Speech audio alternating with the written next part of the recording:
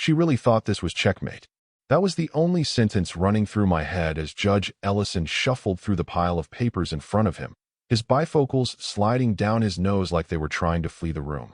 It was the fourth day of testimony, of cold glances, posturing, and performative sighs from Dana's lawyer, a guy named Wexler who wore a $4,000 suit and a face that always looked like he smelled something faintly beneath him.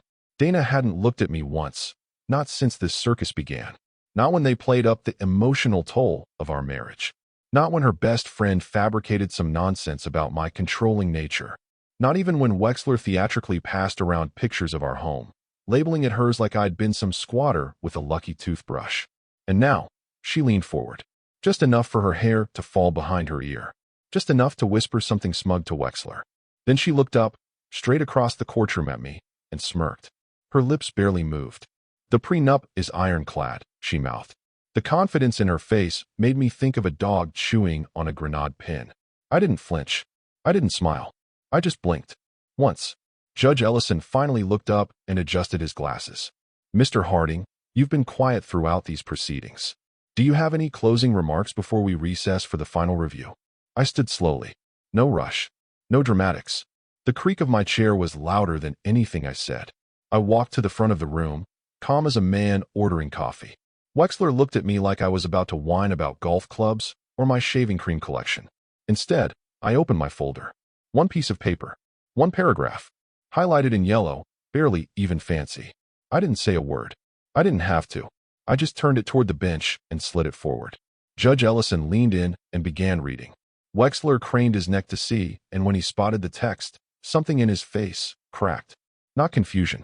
Not annoyance. Fear. Not for him. For her. He stiffened like a corpse and turned to Dana with a sudden, involuntary jerk. His lips twitched. He didn't say anything at first, just grabbed her wrist tightly and whispered something too soft for the microphones. Her smirk faltered. Dana turned to me then, for the first time in days. Eyebrows tightening. Confusion creeping behind the armor of her courtroom makeup. "What is it?" she hissed at Wexler. He didn't answer, just shook his head slowly. I finally spoke, my voice clear and quiet, the kind that forces people to lean in. "It's on page 7, clause 7C. You should read it." Judge Ellison cleared his throat. He looked back down at the page, then flipped through the attached exhibits. Slowly, methodically. "Clause 7C. He repeated, mostly to himself, as if testing it on his tongue. "In the event of marital infidelity involving undisclosed financial transactions, the entirety of marital assets reverts to the non-offending party." He looked up, eyes sharper now. "Is this your signature, Mrs. Harding?" Dana blinked. "What? Yes, but..." "And the financial records attached, these are verified?" Wexler didn't answer. He was too busy scanning the documents like a man seeing his own obituary. He looked up once and asked, quiet, urgent, barely above a whisper. "The house, the accounts, what did you do?" Dana turned pale. I stayed quiet. This wasn't a soap opera. I wasn't going to gloat or monologue. I'd spent 2 years preparing for this moment. I wasn't going to dilute it with noise. I returned to my seat. On the other side, Dana's hands were shaking now. Wexler tried to regroup, asking for a brief recess, his voice cracking like a high school debater who just realized his notes are out of order. Judge Ellison granted it. As soon as they stood, I saw it. The mask fell. Dana looked at me with something that finally resembled honesty. Not the performative scorn of the last 4 days. Not the Ice Queen routine she'd been perfecting since the mediation phase. No, this look was raw, desperate. And for the first time in our entire marriage, she finally understood what silence meant. Not indifference. Not defeat. Preparation. 2 years earlier, we were sitting across from each other in the office of a boutique family law firm. One of those places that smelled like leather and quiet judgment. Dana was all smiles, sipping from a reusable bottle that probably cost more than my monthly utilities back then. Her freshly manicured nails tapped impatiently against the armrest. She hated waiting, even more than she hated being questioned. "Don't take it personally," she said, without even looking up. "A prenup just makes sense. It's not about you. It's about me protecting what I had before us. Just being smart." Of course. She used that phrase a lot. Just being smart. Like when she streamlined my office space to convert it into her walk-in closet. Or when she suggested we move her money into an us account for tax efficiency. And especially when she shut down any talk about kids. Let's not be reckless, Thomas. Let's be smart. Dana believed she was smarter than me. She confused extroversion with intellect, speed with accuracy, control with wisdom. So I nodded, smiled, signed the intake forms with her. But that night, I stayed late at the office. I didn't sleep. I didn't pace. I wrote 31 clauses. Simple language. Mutual protections. Split property rights. Separate inheritances. Clause 7C was just one line, nestled between the retirement plan summary and the joint liability section. In the event of marital infidelity involving undisclosed financial transactions, the entirety of marital assets reverts to the non-offending party. No legalese. No smoke. No mirrors. Just precision. It wasn't hidden. It was just invisible. The kind of thing you miss when you skim with arrogance. The kind of thing lawyers miss when they assume they know what to look for. Her lawyer? Some mid-tier fixer named Arnold Halloran. Big talker. Billed like a surgeon. He gave the draft a 2-day turnaround and never even called to clarify a single line. I could tell from the way he handed it back, paper-clipped, barely annotated, that he hadn't read past page 5. He probably saw the clean formatting and assumed it was boilerplate. Dana signed it while FaceTiming her sister. Of course I trust him, she said, laughing at something off-screen.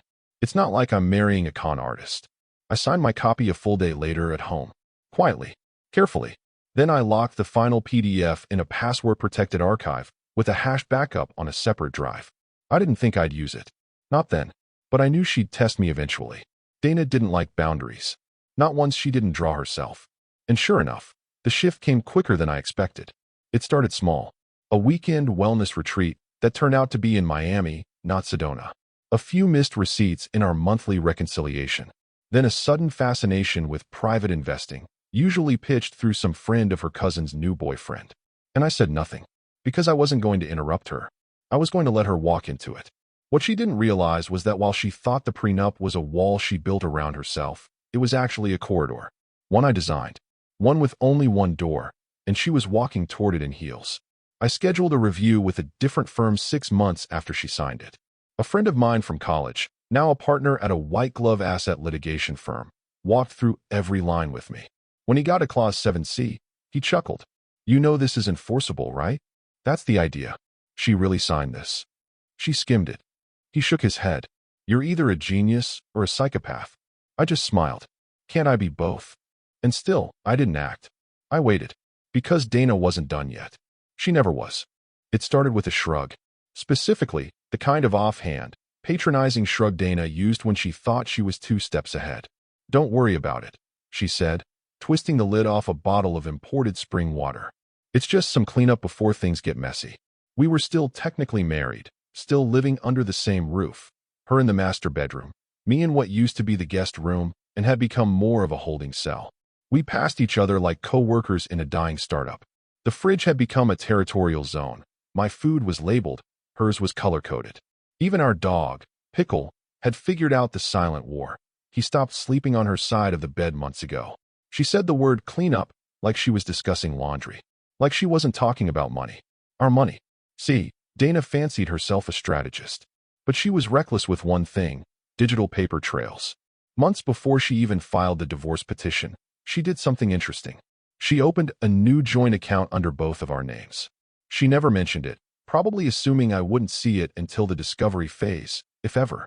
To her, it was just another maneuver on a chessboard she believed she owned. What she didn't know was that I got the welcome packet in the mail. She had forgotten to opt out of paper statements. Rookie mistake. I didn't confront her. That's not what this was. Confrontation gives people a chance to squirm, to justify, to twist. What I wanted was documentation. So I waited. 3 weeks after the account opened, $240,000 vanished in 3 separate wire transfers, disguised under vague descriptors like consulting advance and vendor acquisition. But the destination accounts all pointed to one place. A shell corporation registered under her mother's business, Rosen Strategies LLC. A business that hadn't posted a legitimate profit since 2012. Dana must have thought it was brilliant. Moving the money to a family business, planning to reclaim it post-divorce without technically violating asset disclosures. If it wasn't so insulting, it might have been impressive. She even had the audacity to joke about it during brunch with her friends. I wasn't there, but one of them, Julie, had a habit of sending me screenshots when Dana got too bold. I still have the photo. Dana holding up a mimosa, captioned, "Spring cleaning isn't just for closets. Babe face blowing a kiss money with wings." Meanwhile, I was sitting in my office with a forensic accountant and a glass of bourbon, mapping every transaction on a whiteboard like a murder scene. Every dollar led back to her. Every transfer cross-verified by timestamps, IP addresses, login credentials. Dana did everything from her phone, on our Wi-Fi, logged in under her own name. It wasn't theft. It was a confession. Then came the cherry on top, an email. From her mother. To Dana. Subject line, the transfer, thank you. I stared at that message longer than I cared to admit. Not because I was surprised, but because of how casually it was written. Like this was normal. Like robbing your husband was just part of the ritual. Dana, thank you for moving everything over so quickly. This will give us the breathing room we needed. I'll hold it for now under our account until things blow over. Love you. She even attached a receipt for the business account ledger update. So thoughtful. I printed it all. The email, the statements, the Shell Corp registration. I built a dossier that looked like it came from a federal investigation. My accountant labeled every section. Color-coded. Indexed. I didn't even have to annotate it. The documents spoke for themselves. And still, I said nothing. I kept walking the dog. Kept brewing 2 cups of coffee each morning, knowing she'd only take 1. Kept pretending we were still in that slow-motion limbo, where things were drifting toward inevitable paperwork and uncomfortable dinners with mutual friends. Because the trap was baited now. She thought she'd hidden the crime under the flag of marital housekeeping. But I had already invited the judge to the cleanup. The search didn't start with a bang. It started with a receipt. A Starbucks receipt, actually, tucked into a pile of her discarded grocery bags, wedged between kale chips and a $300 candle she claimed was for the soul. The total was $6.45. The card used? One I didn't recognize. And yet, our address was on the digital receipt. She'd used the cafe's Wi-Fi under our home network. At that moment, I didn't feel rage or betrayal. I felt confirmation. Dana had another account. And if there was one, there were more. That's when I called Matt Lindell, a forensic accountant who owed me a favor from years ago. The kind of guy who wore wrinkled suits and smelled like copier toner, but could follow money through a sewer and back. I need you to trace everything, I said. Quietly. He didn't ask why, just asked for a thumb drive. I handed him one loaded with every joint statement, every business filing, every partial login she'd left on the shared computer. First came the offshore corporation, registered in Belize, predictably, a shadow entity linked to Rosen Strategies, under the guise of import consulting. She'd funneled $28,000 there over 6 months, in $4,000 bursts, just under IRS radar. The transfers originated from an account named after her cousin Brian. Poor kid thought he was helping the family. Next was the car lease. She'd bragged about the Range Rover she helped Brian get, just something to get him on his feet, she said, twirling her wine glass like a movie villain. Except the lease was in his name. The payments were made through her Shell LLC, and the insurance? Paid from the bridal photography fund. She told me she closed 2 years ago. Matt found the crypto last. A mix of Ethereum and some meme coin I'd never heard of, Shibmaster or something equally idiotic. She thought it was untraceable. It wasn't. She used her usual alias, D.M.Harding82, which just so happened to match her Pinterest username, and her Uber profile, and the Netflix account she set up for her mother. People leave fingerprints everywhere. Dana left financial footprints in concrete. We traced the wallet to 4 cash-outs, one to a spa retreat in Arizona, one to a high-end boutique in Soho, one to a weird luxury dating app one pretended not to notice, and one straight into a trust fund labeled the Jade Initiative. That one caught my attention. Matt smirked when he showed me the trust. This is where it gets spicy. The Jade Initiative was set up as a women's empowerment grant, administered through an obscure startup bank. Looked noble on the surface. But dig deeper and it was just a parked account, inaccessible to anyone but the founder and one administrator. The founder? Dana Harding. The administrator? Her mother. I asked Matt how solid the links were. He slid a folder across my desk. Each transfer. Each timestamp. IP logs. Device IDs. Login locations. One even pinged from your Wi-Fi while she was supposedly getting groceries. If a judge doesn't believe this, they're blind or bought. The thing about Dana, she didn't steal because she needed the money. She stole because she thought she was too smart to get caught. She'd built her own little empire of lies, supported by fragile names and fake companies, assuming the sheer complexity would bury the truth. She didn't count on someone documenting it all, piece by piece, like a surgeon before the cut. I didn't interfere. I didn't freeze the accounts. Didn't warn her. I wanted every lie to mature. I wanted her to keep building the tower until the weight of her own brilliance brought it down. At night, I'd sit in the kitchen while she was on the phone in the next room, whispering into speaker like a high schooler sneaking calls past curfew. I moved it already. No, it's under Brian's name. It's clean. I told you, the crypto is off-grid. He doesn't even know I own it. He still thinks the bridal account is closed. Yes, I'm sure. The quiet thrill in her voice was almost erotic. Like the secret made her feel more alive than our entire marriage had. Let her feel it, I thought. Because I wasn't hunting anymore. I was archiving. Every transaction, every login, every screenshot, placed carefully into a growing file, time-stamped, notarized, backed up 3 different ways. This wasn't just proof. It was a eulogy. It was a Thursday. Cold, gray, the kind of sky that makes everything feel like a funeral even when nobody's died yet. I chose the coffee shop carefully. Not too quiet, not too crowded, just enough noise to make it neutral ground. I got there early, took a seat by the window, ordered a black coffee and a biscotti I had no intention of eating. When she arrived, she didn't sit down immediately. She just stood there, one hand on her hip, sunglasses still on inside like some kind of washed-up influencer. You said this was urgent, she snapped, sliding into the chair across from me like she was doing me a favor. She didn't remove the sunglasses. Didn't even look me in the eye. I didn't respond right away. I let her marinate in the silence. She finally sighed. Thomas, I really don't have time for another guilt trip. If this is about the house. It's not, I said. She raised one eyebrow. Then, I just want you to make sure your lawyer reads the entire prenup, I said calmly. Start to finish. No skimming. She scoffed so loudly 2 tables overturned their heads. Seriously? You dragged me here for that. I didn't answer. She leaned forward, her voice low and loaded with venom. You're not going to get a dime, Thomas. Not the house. Not the accounts. Not even the dog. I'm not asking for anything, I said. I'm asking you to read. Dana's mouth curled into a smirk. Not the playful kind. The one she used when she wanted to humiliate someone gently, like a cat playing with a dying mouse. We've got this covered, she said, pushing back her chair and standing up. My attorney is very thorough. I nodded. I'm sure he is. She left without saying goodbye. 24 hours later, I got the email. Subject line, your concern. From Arnold Halloran.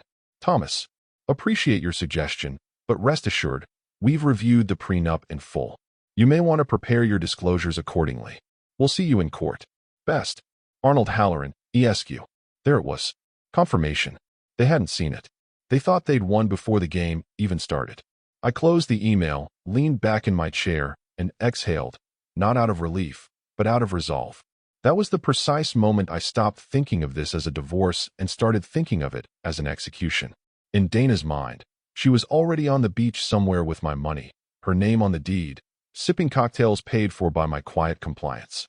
She'd tell her friends I'd just folded, that I was too weak to fight, maybe even call me pathetic. She always underestimated quiet. 2 days after the coffee meeting, she transferred another $8,000 to Rosen Strategies. Matt flagged it instantly. He even called me. She's doubling down. Good, I said. Let her. The deeper she sank into her own illusion of victory, the harder she was tying the noose.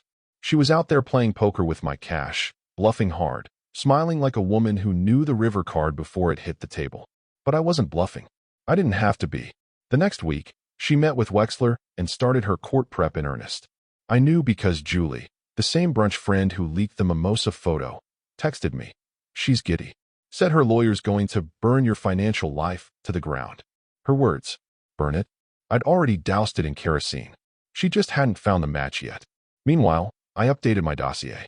Every new transfer. Every side whisper. Every click she thought was untraceable. Clause 7C was sitting quietly on page 7, highlighted, annotated, time-stamped. I'd printed 10 copies. Found them.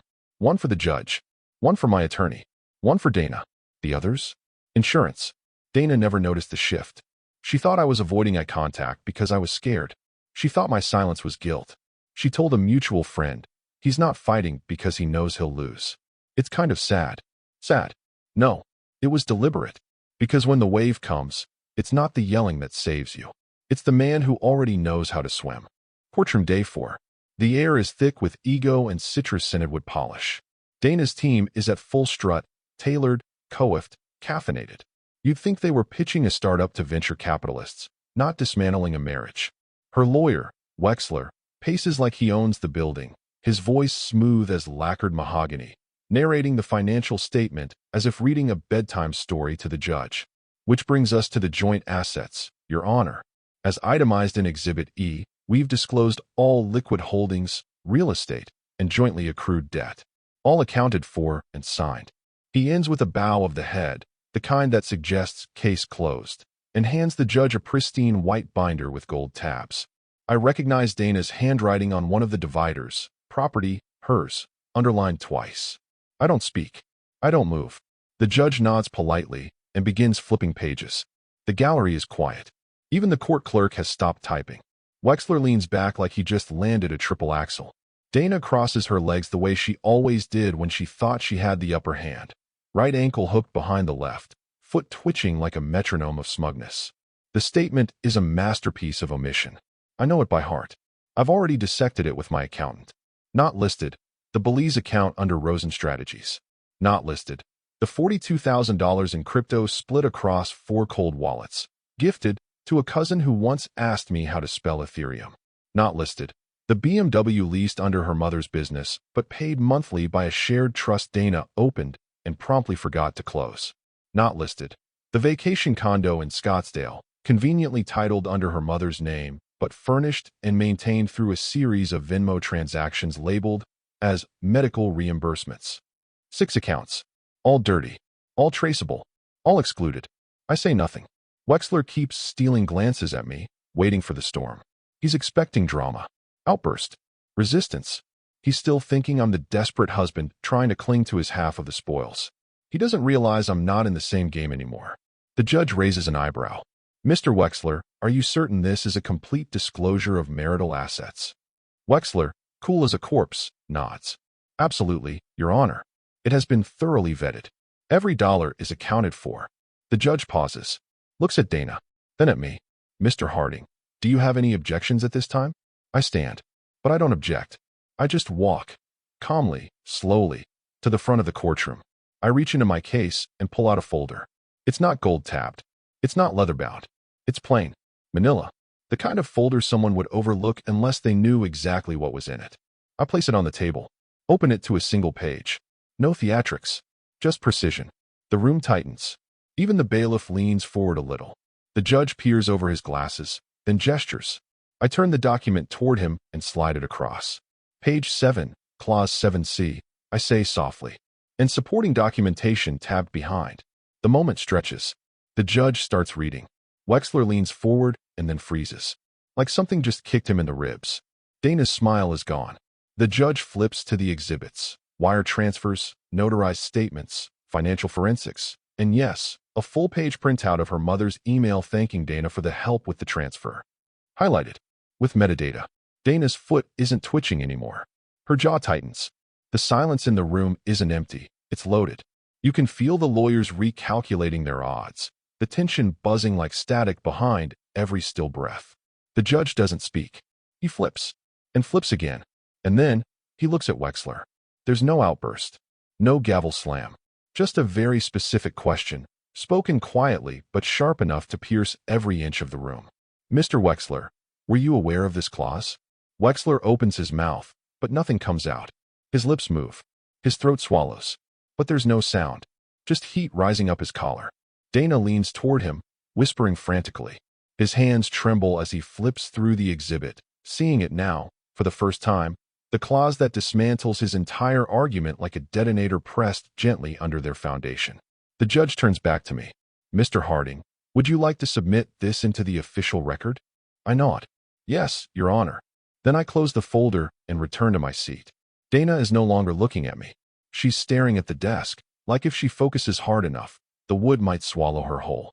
Wexler finally leans over and hisses something in her ear. Her eyes widen. She doesn't understand it yet, but she will. Judge Ellison adjusted his glasses. Clause 7C, he said aloud, scanning the page. I see. There was no drama in his voice, just that quiet, measured cadence that comes when someone realizes they've been holding a grenade with the pin half pulled. He cleared his throat. In the event of marital infidelity involving undisclosed financial transactions, the entirety of marital assets reverts to the non-offending party. Dana blinked. Once. Twice. Then she turned her head so slowly toward Wexler it almost looked rehearsed, except it wasn't. He was already pale, his face frozen somewhere between dread and disbelief. The kind of look men wear when they realize they've been playing poker with a loaded deck and betting someone else's house. Wait, Dana muttered, confused. What is that even? The house, Wexler whispered, lips barely moving, voice low and urgent. The accounts, what did you do? Dana recoiled. What do you mean, what did I do? You said the prenup was fine. The judge raised a hand, silencing them both without a word. Mr. Harding, he said, eyes still scanning. Do you have supporting documentation regarding the referenced financial transactions? Yes, Your Honor. I stood again, calm as a librarian, and handed the clerk a set of labeled folders, each with a single tab: shell transfers, trust assets, crypto movements, vehicle lease, email correspondence, and timeline of events. No dramatics, no showmanship, just a series of facts so meticulously laid out they practically stapled themselves together. Ellison took the first folder. His eyes moved slowly at first, then faster, flipping pages like a man realizing the floor beneath him isn't floor at all. It's glass. And it's cracking. He looked up. All of this is confirmed. Yes, I said. Each transaction is time-stamped, traced to its origin, and tied directly to the offending party. Dana's lips parted. The offending? You're calling me? The judge raised his hand again. Mrs. Harding, please. Wexler leaned toward her, hissing now, no more decorum. Jesus, Dana. You wired funds to your mother's company. You opened a joint account to hide assets from the declaration process. That clause makes all of it his. I didn't cheat. There was no affair. You don't need to sleep with someone, I said, voice level, to commit infidelity against your own household. You just need to lie, hide money, break trust. You did all three. Her eyes darted to the judge, to Wexler, back to me. But he knew. He knew about that account. He didn't say anything. Correct, I said. I was documenting. It hung in the air like a dropped match in a dry field. The judge flipped another page. Then another. He adjusted his glasses again, slower this time, like the weight of what he was seeing required manual focus. Behind me, the courtroom was silent. The gallery had gone stiff. The opposing bench sat still, like a team watching their coach bleed out mid-play. The judge turned to Wexler. Did your client disclose these transactions during discovery? Wexler opened his mouth, then closed it. He looked at Dana like a man realizing he's handcuffed to a sinking ship. She mentioned a small restructuring of some family assets. $240,000 isn't small, I said flatly. Neither is laundering it through a business that technically hasn't been profitable since 2012. Ellison's eyes narrowed. Is that accurate? Yes, I said. And I've submitted documentation from her mother's LLC showing no active business income for the past 8 years. The email she sent thanking Dana for the help is in tab F. The judge flipped to it. He read silently for 10 seconds, then looked at Dana. Did you or did you not authorize this transfer, Mrs. Harding? Dana didn't answer. She stared at the bench in front of her, her perfectly polished fingernails digging into the wood like she was trying to claw her way out of the moment. Ellison sighed. Not the tired kind. The disappointed kind. Like a professor realizing the student plagiarized the final paper. The clause is legally binding. It was signed by both parties and reviewed by your counsel. Dana turned to Wexler. You said it was boilerplate. He shook his head. You said you read it. No. You were supposed to read it, she hissed. My paralegal scanned it for red flags. I sat back down. I didn't need to say another word. The damage was done. Every asset, real estate, retirement, brokerage, trusts, was now in play under a clause she had dismissed as just filler. One sentence had just set her financial life on fire. And the lighter fluid? She poured it herself. Dana looked at me, eyes wide, breath shallow. Not angry, not even defensive. Afraid. For the first time in her life, Dana was afraid. Not of me, of what she signed. Let's take a brief recess, Judge Ellison said, his voice sharp with finality. The gavel didn't slam, it didn't need to. The silence that followed was heavier than wood. Dana didn't move at first. Just sat there, blinking slowly like her brain was buffering reality, the edges of her composure unraveling thread by thread. Wexler was already on his feet, papers clenched in one fist, gesturing sharply toward the hallway like he was swatting flies that weren't there. She stood, unsteady. Her heels wobbled once before she caught herself. The smugness was gone. That invisible crown she'd been wearing for weeks, tilted, cracked, slipping. They disappeared behind the heavy wooden doors of the side chamber. I remained seated. I didn't glance after them. I just leaned back slightly, eyes on the empty judge's bench, fingers calmly interlocked. I didn't need to hear the conversation, but I did. Through the paneled wall, just faintly, you could make out voices. At first, low and frantic. Then, Wexler's voice rising. How long have you known this clause existed? Pause. You didn't think a transfer that large would raise a flag? You labeled it vendor acquisition, Dana. A judge isn't an idiot. Then a muffled sob. A slam. A sharp hiss. You told me he was weak. You said he'd roll over. You said. Then silence. 5 minutes passed. 10. When the doors opened again, Dana walked in first. But she wasn't the same woman who'd strutted in 4 days earlier in a fitted blazer and a smirk like she was entering a spa, not a courtroom. She looked smaller, face flushed, eyes glassy, shoulders drawn inward like she was trying to disappear into herself. She had powdered her face during the recess, but it only made the blotches more obvious. Her lipstick was uneven. The hand gripping her bag was trembling. Wexler followed her, jaw clenched so tightly it looked wired shut. He walked straight to my attorney and asked for a sidebar. Whispers. Tension. Dana stood behind him like a ghost at her own funeral. My lawyer turned to me and said, under his breath, "They want to renegotiate." I almost laughed. Renegotiate? After 4 days of smug grins, doctored numbers, and theatrical sighs? After trying to paint me as some bumbling, helpless husband while she siphoned assets like a tech CEO hiding IPO fraud? My lawyer waited for my response. I shook my head once. No. He nodded, turned back to Wexler, and simply said, "The clause is enforceable." She signed it. It's done. I didn't have to speak. Dana looked at me anyway. It wasn't the stare of a woman pleading for a second chance. It was recognition.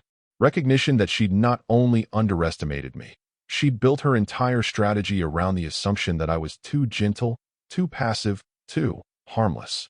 And now, she was learning that silence isn't weakness. It's loading. The judge returned. Dana didn't meet his gaze. She fumbled with a tissue, but didn't use it. Her hands had no idea what to do. Are both parties ready to proceed? Ellison asked. Wexler hesitated, like a man walking toward a guillotine. Yes, Your Honor. He didn't sound confident anymore. Just beaten. Broken. Done. I could tell Dana wanted to speak. I saw it. Her mouth opened for just a second, the tiniest inhale. But she didn't. There was nothing left to argue. Her entire position, her narrative, her leverage, her confidence, had collapsed in under 15 minutes. 4 days of performance unraveled by one line she didn't bother reading and a trail of numbers she thought no one would follow. No more vendor acquisitions. No more cleanups. No more brunch photos with smug captions. Just silence. Crushing. Inescapable. And in that silence, Dana finally learned the most painful truth of all. The real danger was never the man who yelled. It was the one who watched and waited. The ruling didn't take an hour. Judge Ellison returned after a short recess, this time with no deliberation, no soft preamble, no performance. His tone was clinical, precise, as if he were conducting surgery and didn't want to touch more than necessary. The prenuptial agreement, signed willingly by both parties, is valid and enforceable, he stated flatly. Clause 7C is clear in its language, and the documentation submitted provides compelling evidence of breach. No emotion, no righteous speech, just cold facts delivered in a room that had gone dead quiet. Therefore, he continued, flipping a single page, the court awards Mr. Harding full retention of all marital assets, including the primary residence, the joint retirement and investment accounts, and the business property registered under Harding and Roth Holdings. Mrs. Harding will retain the personal vehicle currently in her name and any items classified as non-marital possessions. Dana didn't blink. I don't think she could. The words came like ice water, fast, numbing, irreversible. The car. That was all she had left. Not the house she'd remodeled to her liking. Not the pool she once bragged about on Instagram stories. Not the joint accounts she had tried to hollow out from the inside like a termite in heels. Her mother's company was implicated in the ruling as a recipient of concealed transfers. Restitution proceedings would begin pending further review. Even the bridal photography fund had a subpoena waiting in the wings. Judge Ellison closed the file. This court is adjourned. The gavel tapped once. Not hard, not loud, but final. The courtroom began to empty. Wexler didn't say a word. He packed his papers with trembling hands, his knuckles white from clenching. He didn't look at Dana. Not once. Didn't pat her on the shoulder. Didn't mutter a cliche about appeals or next steps. Just slid everything into his leather case, snapped it shut, and walked out, faster than decorum allowed. Dana stood there, alone. For the first time, she wasn't playing victim or victor. She wasn't performing. She wasn't posturing. She was just still, frozen in place, as if moving would confirm that all of this was real. I walked past her without looking. She turned, slowly. "Thomas." Her voice cracked like glass underfoot. I didn't respond. I kept walking through the marble hallway, down the stairs, past the stone columns she used to love posing in front of when she thought she'd walk out of this courtroom triumphant. Outside, the sky was crisp, the air sharp with the scent of coming rain. My car was parked where it always was, third row from the east steps. Reliable. Predictable. She followed me out. "Wait," she said, picking up speed. "Can we just talk?" I reached the car. She reached for my sleeve. I turned just enough to make eye contact. But I didn't speak. There was nothing left to say. Everything had already been said, in silence, in documents, in every unchecked box she thought was just legal filler. The house was mine. The accounts were mine. Even the legal oxygen she tried to breathe had been cut off. I opened the door. She took a half step forward. "Please," she whispered. I got in and closed the door. Her hand hovered in the air, still reaching, still clinging to something that no longer existed. My window stayed up. Engine on. She stepped back as I pulled away, just enough to avoid the tires. I didn't look in the rearview mirror. I didn't need to. Behind me, her phone lit up. "Incoming call, Mom." She didn't answer it, but I imagined what that call sounded like. Screaming. Accusations. The crash of entitlement against the cold wall of reality. Her mother, the co-conspirator, now collateral damage. Her cousin?